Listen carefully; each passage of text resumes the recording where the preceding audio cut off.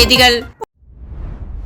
புதுச்சேரி மாநிலத்தில் இன்று துவங்கிய சிபிஎஸ்இ பொதுத் தேர்வில் 10ஆம் வகுப்பில் 5638 மாணவர்களும் பிளஸ் 2வில் 5566 மாணவர்களும் எழுதினர்.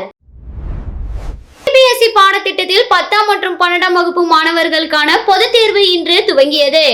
அதில் புதுச்சேரி மாநிலத்தில் உள்ள 122 அரசு பள்ளிகளில் 10ஆம் வகுப்பு படிக்கும் 5638 மாணவ மாணவிகளும் 60 அரசு மேல்நிலை பள்ளிகளில் படிக்கும் 5566 மாணவ மாணவிகள் இத்தேர்வை எழுதினர். இவர்களுக்காக புதுச்சேரியில் 25, காரைக்காலில் 8, ஏனாம் மற்றும் மாகியில் தலா 2 என மொத்தம் 37 தேர்வு மையங்கள் அமைக்கப்பட்டுள்ளன. தேர்வு பணிகளை கண்காணிக்க மைய முதன்மை கண்காணிப்பாளர்கள், உதவி மைய முதன்மை கண்காணிப்பாளர்கள், அரை கண்காணிப்பாளர்கள் நியமிக்கப்பட்டுள்ளனர். தேர்வு எழுத வரும் மாணவர்கள் கட்டாயம் ஹால் டிக்கெட் கொண்டு வர வேண்டும். மொபைல் போன் கொண்டு வரக்கூடாது. தேர்வறையில் ஒழுங்கின செயலில் ஈடுபடும் மாணவர்கள் குற்றவியல் நடவடிக்கை எடுக்கப்படும் என கல்வித்துறை எச்சரிக்கை விடுத்துள்ளது. டிரைவர் வீட்டில் பெட்ரோல் குண்டு வீச்சு. காவல்துறை வழக்கு பதிந்து 3 நபர்களை தேடி வருகின்றனர். புதுச்சேரி நயினார் மண்டபத்தைச் சேர்ந்த ரமேஷ் டிரைவரான இவரின் வீட்டில் நேற்று அதிகாலை 3:30 மணிக்கு முகத்தில் துணி அணிந்து கொண்டு பைக்கில் வந்த 3 நபர்கள் வீட்டின் கேட்டின் மீது பெட்ரோல் குண்டு வீசியுள்ளனர். தொடர்ந்து கற்களை கொண்டு தாக்கியுள்ளனர். இதனால் சத்தம் கேட்டு ரமேஷின் அம்மா கதவை திறந்து பார்த்தபோது வீட்டின் கேட்டு தீப்பற்றி எரிந்து கொண்டிருந்ததை கண்ட அவர் அச்சத்தில் கூச்சலிட்டார். அப்போது அங்கிருந்த 3 நபர்கள் உங்கள் குடும்பத்தையே இதே போல் பெட்ரோல் ஊற்றி கொளுத்து விடுவோம் என மிரட்டிவிட்டு அங்கிருந்து தப்பி சென்றனர்.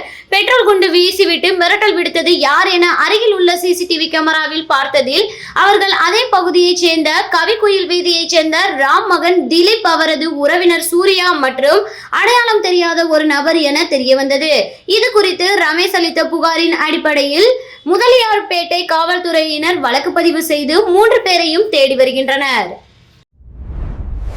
காரைக்கால் மாவட்டம் திருவேட்டக்குடி பகுதியில் மத்திய அரசின் கல்வி நிறுவனமான தேசிய தொழில்நுட்ப கழகம் புதுச்சேரியில் செயல்பட்டு வருகிறது.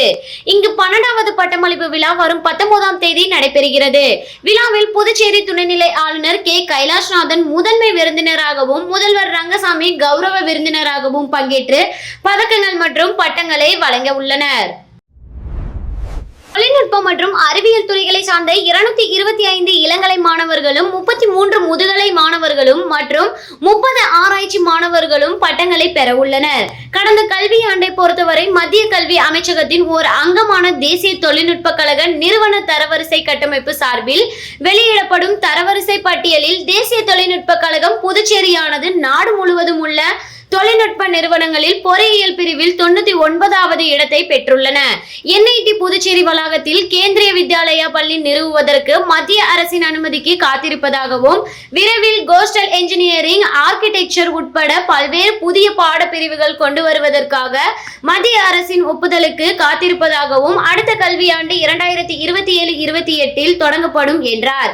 என்ஐடி புதுச்சேரி கல்வி நிறுவனத்தின் ஒருங்கிணைந்த இளங்கலை அறிவியல் மற்றும் கல்வியியல் 4 ஆண்டு பாடப்பிரிவுகள் துவங்கியுள்ள நிலையில் இந்த பாடப்பிரிவில் பயிலும் மாணவர்கள் தேசிய திறனாய்வு நிறுவன தேர்வில் வெற்றி பெற்றால் மேல்நிலை கல்வி ஆசிரியர்களாக பணியாற்ற முடியும் என தெரிவித்தார். என்ஐடி புதுச்சேரி வளாகத்தில் முதல் கட்ட கட்டுமானங்கள் அடுத்த மாதம் இறுதியில் முடியும் என எதிர்பார்ப்பதாகவும் 2வது கட்ட கட்டுமான திட்டங்களில் இளங்கலை மாணவர்களுக்கான விடுதி கட்டிடங்கள், முதுகலை மாணவர்களுக்கான விடுதி கட்டிடங்கள், சமுதாய கூடம் போன்றவை இடம்பெறும் என்றார். விளையாட்டு அரங்க கட்டுமான பணிகள் முடியும் தருவாயில் உள்ளது என்றும் விரைவில் அது மாணவர்களின் பயன்பாட்டிற்கு வரும் என கூறிய என்ஐடி புதுச்சேரி இயக்குனர் மகரந்த் மாதவ், கங்கரேக்கர் காரைக்கால் மாவட்ட உள்கட்டமைப்பு வளர்ச்சியில் தங்களது பங்களிப்பு அதிகரித்து வருவதாகவும் தெரிவித்தார். இந்நிகழ்வில் கழகத்தின் பதிவாளர் முனைவர் சுந்தரவரதன், கழகத்தின் நிர்வாக குழு, கல்விக்குழு உறுப்பினர்கள், பேராசிரியர்கள் கலந்து கொண்டனர். ஆலங்குப்பம் கிராமத்தில் மாசி மாத அமாவாசையை முன்னிட்டு அங்காள பரமேஸ்வரி அம்மன் ஆலயத்தில் நடைபெற்ற மயான கொள்ளை விழாவில் ஆயிரக்கணக்கான பக்தர்கள் பங்கேற்று சுவாமி தரிசனம் செய்தனர். புதுச்சேரி ஆலங்குப்பம் கிராமத்தில் அமைந்துள்ள அங்காள பரமேஸ்வரி அம்மன் கோவில் மயான கொள்ளை விழா கடந்த 12ஆம் தேதி கொடியேற்றத்துடன் துவங்கியது. இதனைத் தொடர்ந்து கடந்த 14ஆம் தேதி தேர்வு செய்யப்பட்ட பக்தர்களுக்கு 50 கிலோ மிளகாய் கரைசல் அபிஷேகம் செய்யப்பட்டது. இதனைத் தொடர்ந்து தினந்தோறும் அங்காள அம்மனுக்கு பல்வேறு பூஜைகள் செய்யப்பட்டு வந்த நிலையில் முக்கிய நாளான நேற்று வல்லாளக்கண்டனை அங்காளம்மன் வதம் செய்யும் நிகழ்ச்சியை தொடர்ந்து மயான கொள்ளை விழா நடைபெற்றது. இதில் பங்கேற்ற பக்தர்கள் காளி, நிசாசினி, சுடுகாட்டுக்காளி, காட்டேரி, நரிக்குருத்தி உள்ளிட்ட பல்வேறு வேடமணிந்து ஆக்ரோஷத்துடன் சுடுகாட்டை நோக்கி ஆடி சென்றது பக்தர்களை பக்தியின் உச்சத்திற்கே கொண்டு சென்றது. மேலும் மயான கொள்ளையின் போது சுற்றுவட்டார பகுதியைச் சேர்ந்த ஆயிரக்கணக்கான பக்தர்கள் தங்கள் நிலங்களில் விளைந்த காய்கறிகள், பழங்கள் போன்றவற்றை கொண்டு வந்து சுவாமி தரிசனம் செய்தனர். விழாவிற்கு ஏற்பாடுகளை ஆலய அறங்காவல் குழுவினர் மற்றும் கிராம பொதுமக்கள் செய்திருந்தனர். மாசி மக தீர்த்தவாரி பாதுகாப்பு ஏற்பாடுகள் தொடர்பாக மாவட்ட ஆட்சியர் குலத்துங்கன் தலைமையில் அனைத்து துறை அதிகாரிகளின் ஆலோசனை கூட்டம் நடந்தது. வில்லியனூர் அடுத்த திருக்காஞ்சியில் வரும் 2ஆம் தேதியும், வைத்திக்குப்பம் மற்றும் வீராப்பட்டினம் உள்ளிட்ட இடங்களில் வரும் 3ஆம் தேதியும் மாசிமக தீர்த்தவாரி திருவிழா நடைபெற உள்ளது. இது தொடர்பான ஆலோசனை கூட்டம் புதுச்சேரி கலெக்டர் அலுவலகத்தில் நேற்று நடந்தது. கலெக்டர் குலத்துங்கன் தலைமையில் நடந்த இக்கூட்டத்தில் எஸ்பிக்கள், பயிற்சி கலெக்டர் மற்றும் அனைத்து துறை அதிகாரிகள் கலந்து கொண்டனர். கூட்டத்தில் கலெக்டர் குலத்துங்கன் பேசுகையில், தீர்த்தவாரி பாதுகாப்பு பணியில் பயிற்சி பெற்ற மீனவர்கள் மற்றும் தன்னார்வலர்களை கூடுதலாக அமர்த்திட வேண்டும். கண்காணிப்பு கேமராக்கள் அமைத்து கண்காணிக்க வேண்டும். சாலையில் ஏற்பட்டுள்ள சிறு சிறு பள்ளங்களை சரி செய்து சாலைகளையும் சுத்தம் செய்து பராமரித்திட வேண்டும். மொபைல் டாய்லெட் வசதி, குடிநீர் வசதி, கூடுதல் பஸ் வசதி ஏற்படுத்த வேண்டும். சுகாதாரத்துறை மூலம் மருத்துவ முகாம், ஆம்புலன்ஸ் வசதிகள் தயார் நிலையில் வைத்திருக்க அதிகாரிகளுக்கு உத்தரவிட்டார்.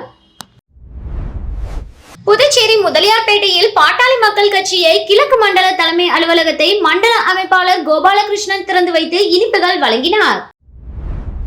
புதுச்சேரி முதலியார்பேட்டையில் பாட்டாளி மக்கள் கட்சியின் கிழக்கு மண்டல தலைமை அலுவலக திறப்பு விழா இன்று நடைபெற்றது.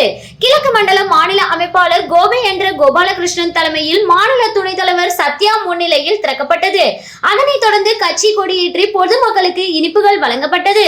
இந்த நிகழ்ச்சியில் மாநில இளைஞர் அணி தலைவர் சேகர், கிழக்கு மண்டல துணை அமைப்பாளர்கள் பாண்டியராஜன், முருகன், சரவணன், ராஜாராம், ஜானகிராமன் உட்பட நிர்வாகிகள் திரளாக கலந்து கொண்டனர். இதனைத் தொடர்ந்து நடைபெற்ற கூட்டத்தில் சட்டமன்ற தேர்தலில் கூட்டணியில் 2 சீட்டுகளை பெற தலைமையை வலியுறுத்துவது, கூட்டணி கட்சிகளை வெற்றி பெற செய்வது, புதுச்சேரியில் பாட்டாளி மக்கள் கட்சியின் வளர்ச்சிக்கு பாடுபடுவது உள்ளிட்ட பல்வேறு தீர்மானங்கள் நிறைவேற்றப்பட்டன. புதுச்சேரி அரசு மின்துறை மூலம் திருப்புவனை தொகுதியில் சுமார் 14 லட்சம் மதிப்பில் மின்துறை சம்பந்தமான வளர்ச்சி பணிகளை தொகுதி எம்எல்ஏ அங்காளன் பூஜை செய்து தொடங்கி வைத்தார். திருப்புவனை சட்டமன்ற தொகுதிக்குட்பட்ட கொத்தபுரி நத்தம்பேட் மற்றும் திருவாண்டர் கோயில் சின்னப்பேட் ஆகிய பகுதிகளில் கடும் மின்னழுத்த குறைபாடு நிலவி வந்தது. இதனால் இப்பகுதி மின் நுகர்வோர்கள் மின் உபகரணங்களை பயன்படுத்த முடியாமல் மிகுந்த சிரமத்திற்கு உள்ளாகினர். இதனை அறிந்த திருப்புவனை தொகுதியின் சட்டமன்ற உறுப்பினர் அங்காளன் உடனடியாக அப்பகுதிக்கு சென்று கள ஆய்வு மேற்கொண்டார். இதனையடுத்து அப்பகுதியில் உள்ள டி மின்பாதையில் ஒரு முனை மின்பாதையில் இருந்து மும்முனை மின்பாதையாக மாற்றவும், சேதமடைந்த மின்கம்பங்களை மாற்றவும் மின்துறை அதிகாரிகளுக்கு கோரிக்கை வைத்தார். இதன் அடிப்படையில் ரூபாய் 13,78,887 மதிப்பீட்டில் திட்டம் தயாரிக்கப்பட்டு அட்டைவணை இனத்தவர் சிறப்பு கூறு நிதியின் கீழ் அரசு அனுமதியும் பெறப்பட்டது. இதற்கான பணி தொடக்க விழா கொத்தபுரி நத்தம்பேட் மற்றும் திருவாண்டர் கோவில் சின்னப்பேட் பகுதியில் நடைபெற்றது. இவ்விழாவில் திருப்புவனை தொகுதி சட்டமன்ற உறுப்பினர் அங்காளன் கலந்து கொண்டு பணிக்கான பூஜையை ஆரம்பித்து பணியை தொடங்கி வைத்தார். இவ்விழாவில் மின்துறை திருப்புவனை உதவி பொறியாளர் பன்னீர்செல்வம் மற்றும் இளநிலை பொறியாளர் அஜித்குமார், மின்பிரிவு ஊழியர்கள், ஊர் முக்கிய பிரமுகர்கள், பொதுமக்கள் பலரும் கலந்து கொண்டனர். இத்திட்டத்தின் மூலம் சுமார் 350 மின் நுகர்வோர் பயன்பெறுவார்கள் என்பது குறிப்பிடத்தக்கது. தேர்தலுக்கு சில மாதங்களுக்கு முன்பு வரும் தலைவர்களை புறக்கணித்து ஏனாமின் வளர்ச்சிக்கு பாடுபடும் தலைவர்களை மக்கள் தேர்ந்தெடுக்க வேண்டும் என முன்னாள் அமைச்சர் மல்லாடி கிருஷ்ணராவ் தெரிவித்துள்ளார். புதுச்சேரி மாநிலத்தில் சட்டப்பேரவை நெருங்கி வரும் நிலையில் புதுச்சேரி பிராந்தியமான ஏனாமில் மல்லாடி யுவகலம் சார்பில் மாபெரும் எழுச்சி கூட்டம் நடைபெற்றது. இந்த கூட்டத்தில் ஏனாம் தொகுதியைச் சேர்ந்த இளைஞர்கள், பொதுமக்கள் என ஆயிரக்கணக்கானோர் கலந்து கொண்டனர். புதுச்சேரி முன்னாள் அமைச்சரும் புதுச்சேரி அரசின் டெல்லி சிறப்பு பிரதிநிதியுமான மல்லாடி கிருஷ்ணராவை மேலதாளங்கள் இளைஞர்கள் வரவேற்றனர். அதன் பின்னர் கூட்டத்தில் பேசிய மல்லாடி கிருஷ்ணராவ், ஏனாம் தொகுதி 5 ஆண்டுகள் பின்னோக்கி சென்றுள்ளதாகவும் எதிர்வரும் ஆண்டுகளில் கல்வி, சுகாதாரம், வேலைவாய்ப்பு மற்றும் வீட்டு வசதி போன்ற வளர்ச்சி பணிகளை கவனம் செலுத்துவேன் என உறுதியளித்தார். குறிப்பாக மருத்துவத்துறையில் உள்ள பிரச்சனைகளுக்கு ஒரு சில மாதங்களில் தீர்வு காண நடவடிக்கை எடுப்பதாக உறுதியளித்தார்.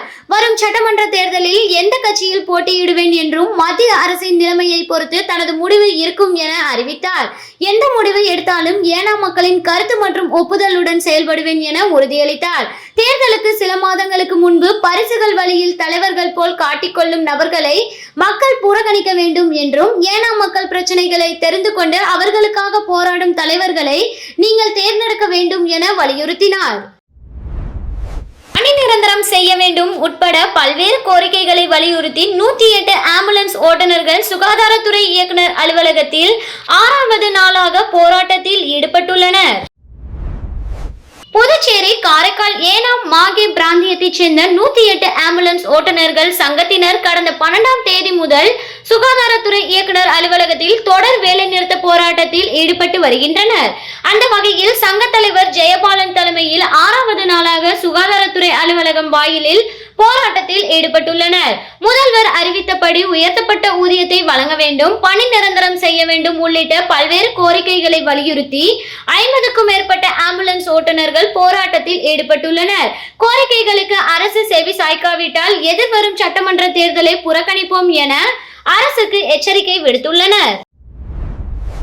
காமராஜர் நகர் தொகுதியின் மேம்பாட்டை கருத்தில் கொண்டு லட்சிய ஜனநாயக கட்சியின் தலைவர் ஜோர்ஜ் சார்லஸ் மார்ட்டின் ஆய்வு செய்தார். காமராஜர் தொகுதியில் உட்பட்ட ராஜீவ் நகர், 3வது குறுக்கு தெரு உள்ளிட்ட பகுதிகளில் தொகுதி மக்களை நேரில் சந்தித்து அவர்களின் தேவைகள் மற்றும் கருத்துக்களை கேட்டறிந்தார். அப்போது அப்பகுதி மக்கள் நீண்ட காலமாக சாலை வசதி தொடர்பான கோரிக்கைகள் இருப்பதாகவும் குடிநீர் விநியோகம் சீராக இல்லாதது குறித்து தங்களின் நிலையை எடுத்துரைத்தனர்.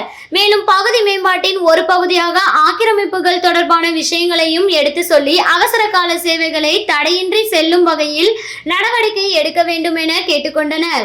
மக்களின் கருத்துக்களை கவனமாக கேட்டுக்கொண்ட ஜோர்ஜ் சார்லஸ் மார்ட்டின் சம்பந்தப்பட்ட துறைகள் வாயிலாக தொகுதி மேம்பாட்டிற்கான நடவடிக்கைகள் மேற்கொள்ளப்படும் என உறுதியளித்தார். உடன் எல்ஜேகே கட்சியின் மாநில செயலாளர் மற்றும் காமராஜர் நகர் தொகுதி பொறுப்பாளர் ரவி ராஜாராம் உட்பட பலர் கலந்து கொண்டனர். புதுச்சேரி கல்வி பங்களாவில் அமைந்துள்ள துலுக்கானத்தம்மன் ஆலயத்தில் மகா சிவராத்திரி விழா கொண்டாடப்பட்டது. புதுச்சேரி காமராஜர் சாலை ஜெயராம் ஹோட்டல் எதிரே கல்வி பங்களாவில் அமைந்துள்ள அருள்மிகு துலுக்கானத்தம்மன் ஆலயத்தில் ஒவ்வொரு ஆண்டும் மகா சிவராத்திரி விழா வெகு விமர்சையாக கொண்டாடப்படுவது வழக்கம். அந்த வகையில் இந்த ஆண்டும் மகா சிவராத்திரியை முன்னிட்டு துலுக்கானத்தம்மன் மற்றும் சிவபெருமானுக்கு பால், தயிர் உள்ளிட்ட பல்வேறு வாசனை திரவியங்கள் கொண்டு சிறப்பு அபிஷேகம் செய்யப்பட்டு சிறப்பு பூஜைகள் செய்யப்பட்டு மகா தீபாராதனை காட்டப்பட்டது. தொடர்ந்து சுவாமி சிறப்பு அலங்காரத்தில் பக்தர்களுக்கு அருள்பாலித்தார். இதில் திரளான பக்தர்கள் பலர் கலந்து கொண்டு சுவாமியை வழிபட்டனர். பின்னர் இந்த பூஜையில் கலந்து கொண்ட அனைவருக்கும் பிரசாதம் மற்றும் நலத்திட்ட உதவிகள் வழங்கப்பட்டது. இதற்கான ஏற்பாடுகளை ஆலய நிர்வாகி ராஜேஷ் உள்ளிட்ட நிர்வாகிகள் சிறப்பாக செய்திருந்தனர்.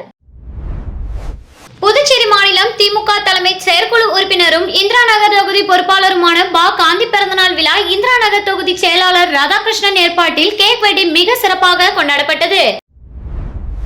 புதுச்சேரி மாநிலம் திமுக தலைமை செயற்குழு உறுப்பினரும் இந்திரா நகர் தொகுதி பொறுப்பாளருமான பா. காந்தி பிறந்தநாள் விழா இந்திரா நகர் தொகுதி செயலாளர் ராதாகிருஷ்ணன் ஏற்பாட்டில் இந்திரா நகர் தொகுதி திமுக அலுவலகத்தில் கேக் வெட்டி வெகு சிறப்பான முறையில் கொண்டாடப்பட்டது. இந்நிகழ்ச்சியில் இந்திரா நகர் தொகுதி செயலாளர் ராதாகிருஷ்ணன் தலைமையில் ஆதரவாளர்கள் ஆளுயர மாலை அணிவித்து பொன்னாடை போர்த்தி பிறந்தநாள் வாழ்த்துக்களை தெரிவித்தனர்.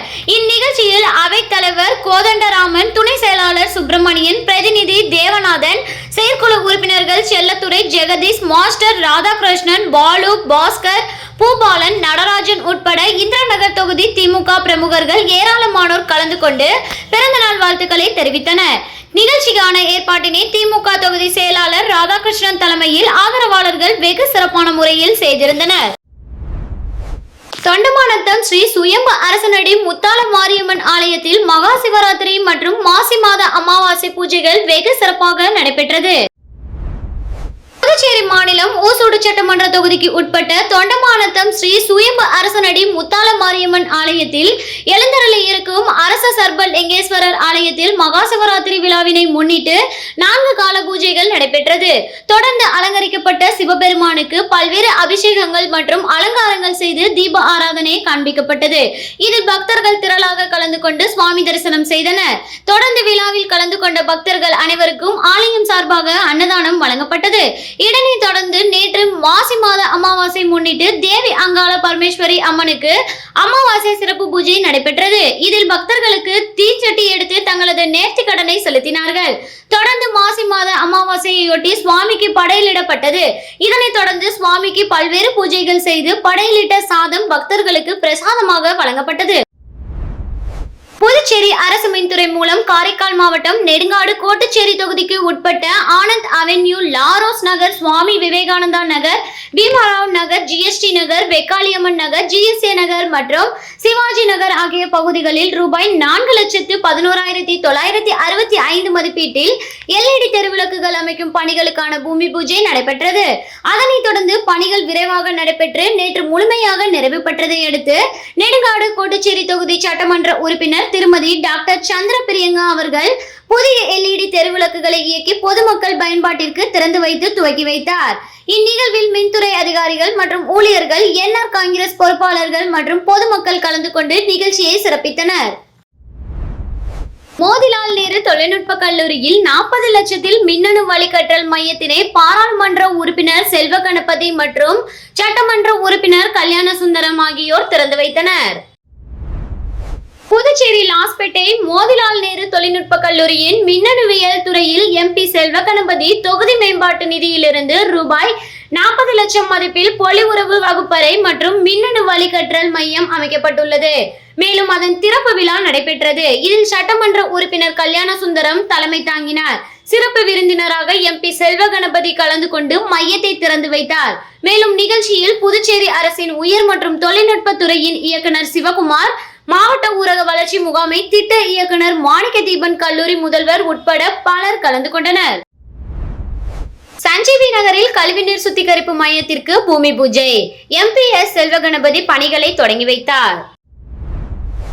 நாடாளுமன்ற மாநிலங்களவை உறுப்பினர் மேம்பாட்டு நிதியின் கீழ் சஞ்சீவி நகரில் வடிகால் நீர் சுத்திகரிப்பு மையத்திற்காக ரூபாய் 37.91 லட்சம் மதிப்பீட்டில் இந்த புதிய திட்டப்பணிகள் மேற்கொள்ளப்படுகின்றன. மாண்புமிகு நாடாளுமன்ற மாநிலங்களவை உறுப்பினர் திரு S. செல்வ கணபதி MP அவர்கள் விழாவில் கலந்து கொண்டு பூமி பூஜையை நடத்தி பணிகளை முறைப்படி தொடங்கி வைத்தார். இந்த நிகழ்விற்கு காலப்பட்டு தொகுதி சட்டமன்ற உறுப்பினரும் முன்னாள் போக்குவரத்து துறை அமைச்சருமான திரு PML கல்யாண சுந்தரம் MLA அவர்கள் முன்னிலை வகித்தனர். சஞ்சீவி நகர் திரௌபதி அம்மன் ஆலய தீ மிதித்திடல் அருகில் நடைபெற்ற இந்த விழாவில் அப்பகுதியைச் சேர்ந்த முக்கிய பிரமுகர்கள், அரசு அதிகாரிகள் மற்றும் பொதுமக்கள் என பலரும் கலந்து கொண்டனர். இந்த சுத்திகரிப்பு மையம் கட்டி முடிக்கப்படும் போது இப்பகுதியின் வடிகால் நீர் மேலாண்மை சீரமைக்கப்பட்டு சுகாதாரமான சூழல் உருவாகும் என தெரிவிக்கப்பட்டுள்ளது.